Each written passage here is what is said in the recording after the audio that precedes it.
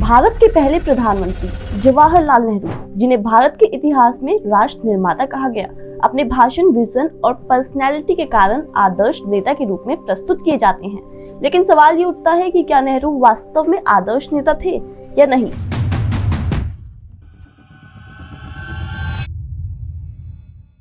पंद्रह अगस्त 1947 को भारत आजाद हुआ, लेकिन साथ ही देश दो हिस्सों में बंट गया, भारत और पाकिस्तान। ब्रिटिश सरकार ने लगभग 562 रियासतों यानी प्रिंसली स्टेट्स को ये विकल्प दिया कि वे चाहें तो भारत या पाकिस्तान में शामिल हो सकते हैं। उस समय जम्मू कश्मीर एक रियासत था जहां के राजा महाराजा हरि सिंह थे। उनकी स्थिति कंफ्यूज थी क्योंकि राज्य की जनसंख्या में बहुसंख्यक मुस्लिम थे, लेकिन शासक वहां का हिंदू था। हरि सिंह न तो भारत से जुड़ना चाहते थे और ना ही वो पाकिस्तान से जुड़ना चाहते थे, बल्कि कश्मीर को स्वतंत्र राज्य बनाए रखना चाहते थे। 22 अक्टूबर 1947 में पाकिस्तान ने कश्मीर पर ऑपरेशन गुलमर्ग शुरू किया, जिसके तहत कब्जा करने के लिए पश्तून कबायली लड़ाकों को वहां भेजा गया, जिन्हें गुप्त रूप से पाकिस्तानी सेना का समर्थन था। इन हमलावरों ने मुजफ्फराबाद से बारामुल्ला तक पहुंचकर लूटपाट, हत्याएं और अत्याचार शुरू कर दिए। हरि सिंह घबरा गए और उन्होंने भारत से सैन्य मदद मांगी। भारत ने इस मदद के लिए एक शर्त रखी, पहले कश्मीर को औपचारिक रूप से भारत में विलय करना होगा। 26 अक्टूबर 1947 को महाराजा हरि सिंह ने इंस्ट्रूमेंट ऑफ एक्सेशन पर हस्ताक्षर कर दिए, जिसके तहत जम्मू कश्मीर भारत का हिस्सा बन गया। अगले ही दिन 27 अक्टूबर 1947 को भारतीय सेना को श्रीनगर भेजा गया। उस समय भारत के गवर्नर जनरल लॉर्ड माउंटबेटन थे, प्रधानमंत्री पंडित जवाहरलाल नेहरू थे और गृह मंत्री सरदार वल्लभ भाई पटेल थे। भारतीय सेना ने तेजी से कार्रवाई करते हुए बारामुल्ला और श्रीनगर को बचा लिया और पाकिस्तानी कबायलियों को पीछे धकेलने का काम किया। साल था 1948। जनवरी में भारतीय सेना जीत की ओर बढ़ रही थी। 1 जनवरी को जवाहरलाल नेहरू ने यूएन में पाकिस्तान के खिलाफ शिकायत दर्ज करवाई। ये कदम ये दिखाने के उद्देश्य से था कि भारत आक्रमणकारी नहीं बल्कि आत्मरक्षा कर रहा है।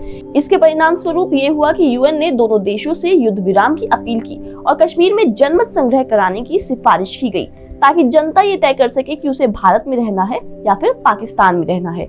लगभग संघर्ष के बाद 1 जनवरी 1949 को भारत और पाकिस्तान के बीच सीज फायर हुआ, जिससे कश्मीर दो हिस्सों में बंट गया। लगभग 65% एरिया भारत के पास आया, जिसमें जम्मू, लद्दाख और श्रीनगर शामिल है।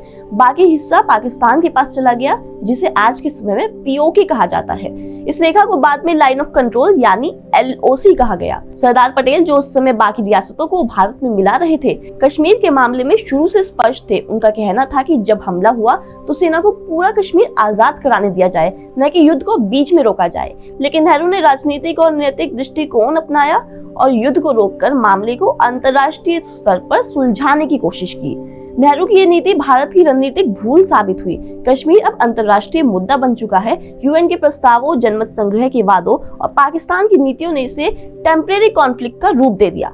अगर उस समय जवाहरलाल नेहरू ने पटेल की तरह रणनीतिक दृष्टिकोण अपनाया होता तो सेना अपना मिशन पूरा कर पाती, तो आज शायद लाइन ऑफ कंट्रोल नाम की कोई रेखा ही मौजूद नहीं होती। जम्मू कश्मीर पूरी तरह से भारत का हिस्सा होता। उनका सपना था कि एशिया में भारत और चीन मिलकर एक नैतिक शक्ति बने। उन्होंने कहा था कि भारत और चीन एशिया की दो आत्माएं हैं, इन्हें साथ मिलकर चलना चाहिए। क्योंकि चीन में 1949 में माओ त्से-तुंग की कम्युनिस्ट क्रांति हुई और पीपल्स रिपब्लिक ऑफ चाइना बनी, जिसे भारत ने दिसंबर 1949 में सबसे पहले मान्यता दी थी। लेकिन नेहरू के भाईचारे की नीति का पहला झटका तब लगा जब 1950 के अक्टूबर में चीन ने तिब्बत पर हमला कर दिया। उस समय तिब्बत भारत और चीन के बीच एक बफर स्टेट का काम करता था, यानी सुरक्षा की दीवार। भारत ने औपचारिक विरोध दर्ज कराया, लेकिन नेहरू ने सैन्य प्रतिक्रिया या सख्त कदम उठाने से मना कर दिया। उनका कहना था इससे चीन से डायरेक्ट टकराव हो जाएगा। उन्होंने संसद में कहा, हम युद्ध नहीं चाहते, हमें शांति चाहिए। इसके बावजूद चीन धीरे धीरे तिब्बत पर कब्जा कर रहा था और 1951 तक तिब्बत पूरी तरह से चीन का हिस्सा बन गया।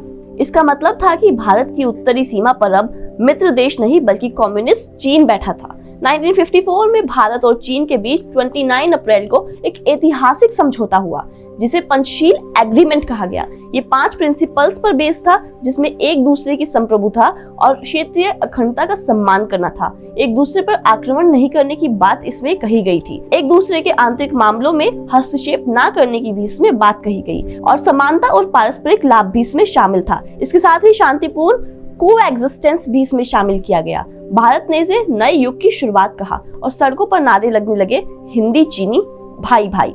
नेहरू को लगा कि ये एशिया में शांति का एक नया अध्याय है, लेकिन चीन के इरादे कुछ और थे। 1956 में दलाई लामा भारत आए, जबकि चीन तिब्बत पर अपना नियंत्रण बढ़ा रहा था। 1959 में ल्हासा विद्रोह हुआ, जिसके बारे में हम किसी और वीडियो में बात करेंगे। इस विद्रोह को चीन ने कुचल दिया और दलाई लामा को भागकर भारत की धर्मशाला में शरण लेनी पड़ी। यहीं से भारत चीन संबंधों में दरार खुलकर सामने आई।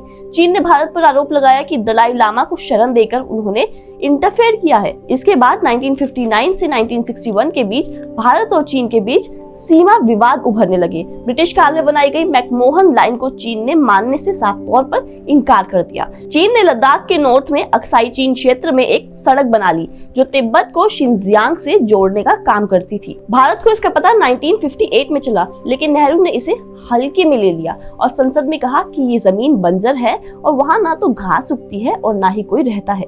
पर वही बंजर जमीन बाद में भारत की स्ट्रेटेजिक सीमा बन गई। 1961 से 1962 में भारत ने फॉरवर्ड पॉलिसी अपनाई और सीमा पर छोटे छोटे पोस्ट बनाने के काम किया, ताकि चीन की घुसपैठ को रोकी जा सके। ये चीन को चुनौती लगी और 20 अक्टूबर 1962 को चीन ने लद्दाख और ईस्ट नॉर्थर्न की स्टेट अरुणाचल प्रदेश में हमला कर दिया। भारत तैयार नहीं था, सैनिकों के पास ऊंचे पर्वतीय कपड़े और मॉडर्न वेपन्स तक नहीं थे और सेना की लीडरशिप भी पॉलिटिकल इंटरफेरेंस से कमजोर हो गई थी। चीन की सेना तेजी से आगे बढ़ रही थी और 20 नवंबर 1962 को चीन ने एक तरफा युद्ध विराम की घोषणा कर दी। साथ ही अक्साई चीन पर कब्जा बनाए रखा। भारत को इसमें शर्मनाक हार झेलनी पड़ी और देश भर में आक्रोश फैल गया। लोग सड़कों पर नेहरू इस्तीफा दो के नारे लगाने लगे। नेहरू ने बाद में स्वीकार किया था कि हम जिन लोगों पर भरोसा कर रहे थे, उन्होंने हमारी ही पीठ में छुरा खोपा है। 1962 का युद्ध केवल एक सैन्य हार नहीं था, बल्कि ये नेहरू की फॉरेन पॉलिसी का भी एक बहुत बड़ा फेलियर माना गया। आजादी के बाद भारत में सबसे बड़ा सवाल था कि कौन बनेगा पहला प्रधानमंत्री। कांग्रेस के भीतर कई बड़े नेता थे, जैसे सरदार वल्लभ भाई पटेल, जो कि मजबूत, व्यवहारिक और निर्णायक नेता के रूप में जाने जाते थे, और वहीं जवाहरलाल नेहरू थे, जिन्हें आदर्शवादी, नैतिक दृष्टिकोण वाला और गांधी के करीबी माना जाता था। अधिकांश प्रांतीय कांग्रेस समितियां पटेल को प्रधानमंत्री के रूप में योग्य मानती थी, जिसके कारण महात्मा गांधी ने नेहरू को प्रधानमंत्री बनाने की सलाह दी। इसके पीछे उनकी सोच ये थी कि नेहरू का आदर्शवाद और नैतिक दृष्टिकोण नए भारत की पहचान के लिए बेहतर साबित हो सकता है। इस निर्णय के पीछे गांधी का प्रभाव और नेहरू की सत्ता की इच्छा दोनों बताई जाती है। सरदार पटेल को गृह मंत्री और रियासतों के विलय का काम सौंपा गया, लेकिन उन्हें प्रधानमंत्री बनने का अधिकार नहीं मिल पाया। जैसे ही भारत स्वतंत्र हुआ, 15 अगस्त 1947 को जवाहरलाल नेहरू ने प्रधानमंत्री पद की शपथ ली। सरदार पटेल गृह मंत्री बने और उनका काम भारतीय रियासतों का भारत में विलय करना और प्रशासनिक व कानून व्यवस्था को स्थापित करना था। पटेल के पास सत्ता और निर्णय लेने की क्षमता थी, लेकिन सब कुछ नेहरू की लीडरशिप में उन्हें करना पड़ता था। इतिहासकार बताते हैं कि अगर पटेल को प्रधानमंत्री बनने दिया गया होता तो कई ऐतिहासिक फैसलों का रुख शायद बदल सकता था, जैसे कश्मीर विवाद कभी यूएन में नहीं जाता और भारत को 1962 में हार का सामना भी शायद नहीं करना पड़ता।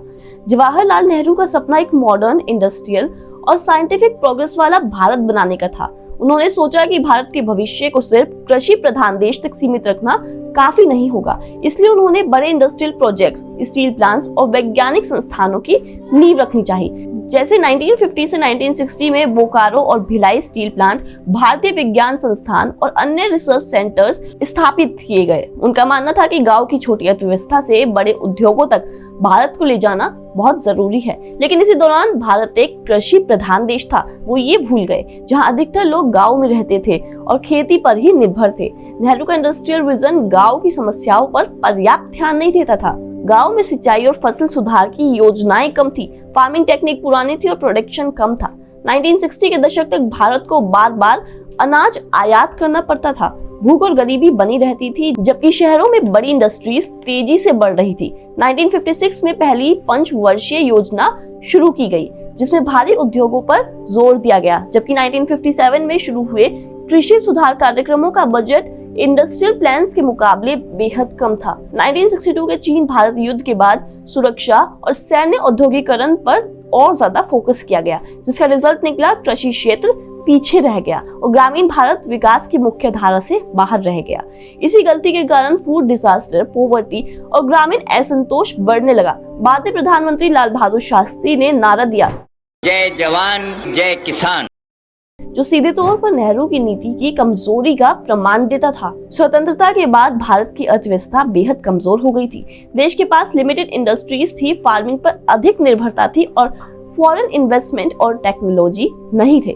नेहरू चाहते थे भारत आर्थिक रूप से एक मजबूत और आत्मनिर्भर बने, लेकिन उनका दृष्टिकोण सोशलिस्ट था। उन्होंने सोवियत मॉडल से प्रेरणा लेकर मिक्स्ड इकोनॉमी अपनाई, जिसमें बड़ी इंडस्ट्रीज और बैंक गवर्नमेंट के नियंत्रण में आ गए, जबकि छोटे उद्योग निजी क्षेत्र में दे दिए गए। लेकिन इतना नियंत्रण था कि लगभग हर बिजनेस और प्रोडक्शन के लिए गवर्नमेंट का अप्रूवल लेना पड़ता था, जिसके कारण लाइसेंस राज का उदय हुआ। 1956 की दूसरी पंचवर्षीय योजना में लार्ज इंडस्ट्रीज, स्टील प्लांट्स और पावर प्रोजेक्ट्स पर जोर दिया गया, लेकिन छोटे बिजनेस और प्राइवेट इन्वेस्टमेंट पर कड़ा नियंत्रण भी रखा गया।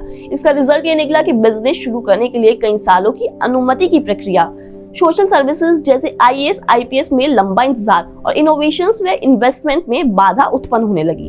1960 तक भारत की अर्थव्यवस्था धीरे चल रही थी, फॉरेन इन्वेस्टमेंट कम हुआ, इनोवेशन और टेक्नोलॉजी पीछे थी और गरीबी व बेरोजगारी जस की तस बनी रही।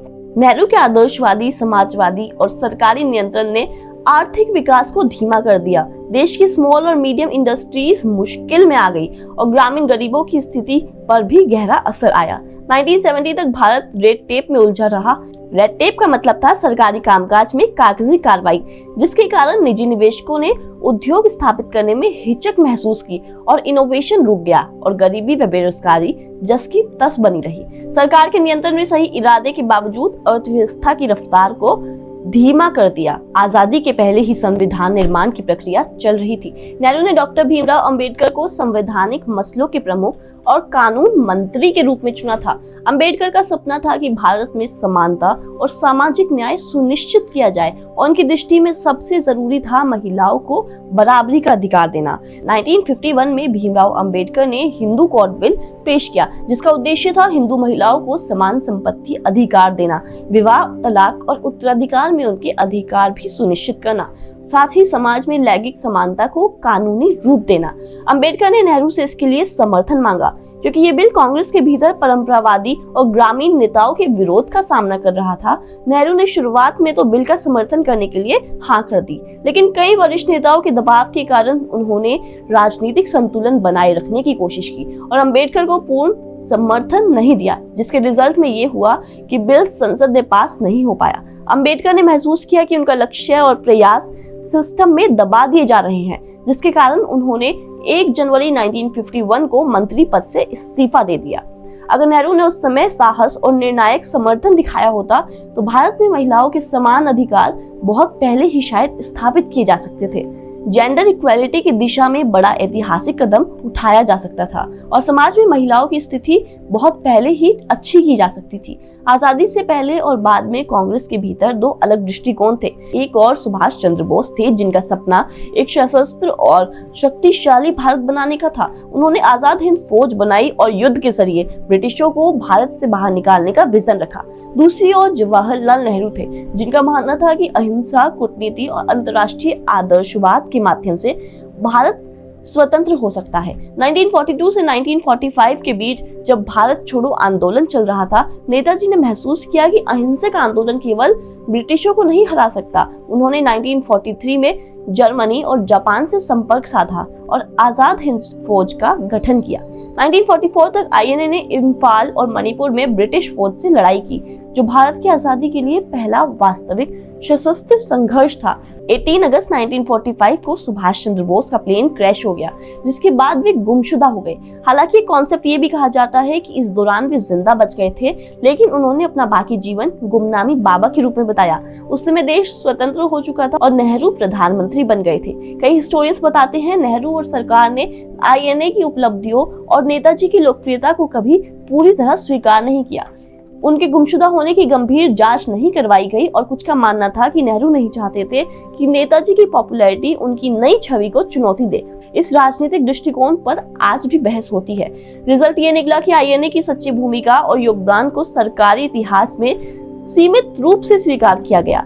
नेताजी का विजन और बलिदान आम जनता तक पूरी तरह नहीं पहुंचाया गया, जिसे उस समय की सरकार की राजनीतिक भूल के रूप में स्वीकार किया जाता है। नेहरू ने कभी सीधे तौर पर वंशवाद की वकालत नहीं करी, लेकिन उन्होंने अपनी बेटी इंदिरा गांधी को राजनीति में आगे बढ़ाया और यहाँ से एक नई परंपरा शुरू हुई, जिसका नाम था कांग्रेस, मतलब नेहरू परिवार। लोकतंत्र की नींव पर बना देश धीरे धीरे एक परिवार की राजनीति में सिमटने लगा। नेहरू का योगदान भारत के निर्माण में बेइंतहा था, लेकिन उनके कई निर्णय आज भी भारत की समस्याओं का कारण है, जिसमें कश्मीर की आग, चीन की सीमा, लाइसेंस राज की जकड़न, राजनीति में परिवारवाद शामिल है। सवाल ये है कि क्या जवाहरलाल नेहरू वास्तव में राष्ट्र निर्माता थे या ऐसे नेता जिन्होंने अपने आदर्शों की चमक में भारत के वास्तविक दर्द को नजरअंदाज कर दिया? तो ये सवाल आप पर छोड़ते हैं, कमेंट सेक्शन में इसका जरूर जवाब दीजिएगा। धन्यवाद।